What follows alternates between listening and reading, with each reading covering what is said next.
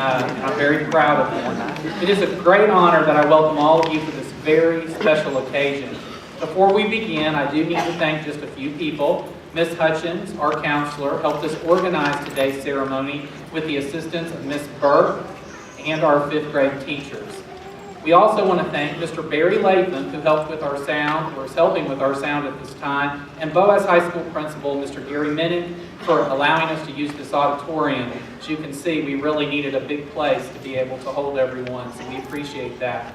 We also appreciate the fact that we have our superintendent, Dr. Isley, has joined us today, and we are so glad that he was able to support us with this very special ceremony. So please join me in thanking these special individuals.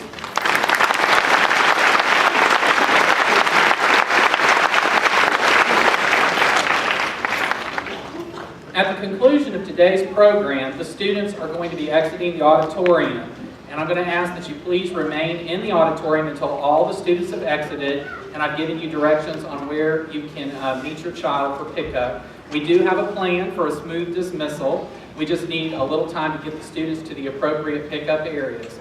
Everything should go smoothly just as long as everyone remains in the auditorium for directions at the conclusion of the ceremony. This is also a good time if you have cell phones that you just want to silence the ringers at this time, but obviously you're going to want to keep some things out to take some pictures. When the students come across the stage, if you're in a place where you can take a picture, you're welcome to do so, and of course there'll be plenty of picture opportunities at the conclusion of the ceremony. Although I am down in the program for the welcome, I have been informed that this may be my last opportunity to say a few words to the entire group of 5th graders before they officially call it a year. After having had most of these students from 2nd grade through 5th grade, I'm pretty sure they know that I can't let them go without saying something. So here goes.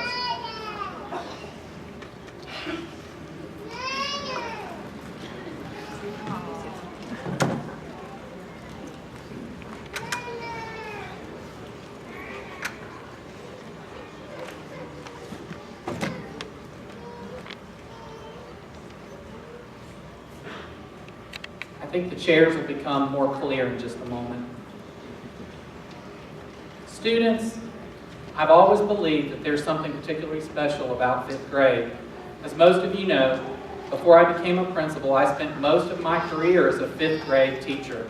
And long before that, I was a 5th grader just like you. In fact, it was exactly 34 years ago that I graduated from 5th grade.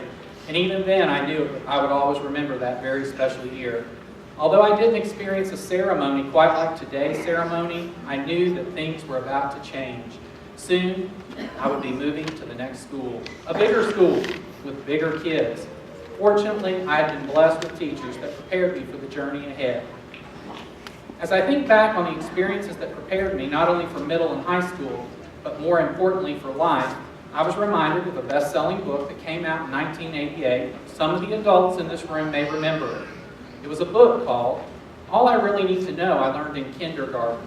Author Robert Fulton writes, "Most of what I really need to know about how to live and what to do and how to be, I learned in kindergarten. Wisdom was not at the top of the graduation school mountain, but there, in the sand pile at Sunday school. These are the things I learned. Share everything. Play fair. Don't hit people. Put things back where you found them and clean up your own mess. Don't take things that aren't yours and say you're sorry when you hurt somebody. Wash your hands before you eat. Flush. Warm cookies and cold milk are good for you. Live a balanced life. Learn some and think some and draw and paint and sing and dance and play and work some every day. Take a nap every afternoon. And when you go out into the world, watch out for traffic, hold hands, and stick together. Be aware of wonder." So, my soon-to-be 6th grade students, is it really that simple? Well, yes and no. In addition to some basic life lessons that started in kindergarten and continued through elementary school, you also gained some foundational skills and knowledge in subjects like reading, math, science, and social studies. As great as all that information might be, knowledge alone does not guarantee success. True success comes when knowledge and life experience join together in such a way that the result is wisdom. I once asked my very own fifth graders, what's the difference between knowledge and wisdom? And one boy in the back of the room, he raised his hand. And his answer was perhaps the most profound in all of my years of teaching. Holding his hand to his head, he said, knowledge is here. And moving his hand to his heart, he said, wisdom is here.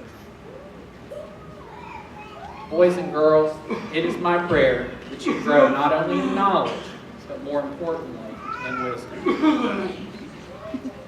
Sometimes when I refer to the move from the intermediate school to the middle school, I use this phrase, when you cross the road. Not only is this true in a physical sense, it's true in other ways as well.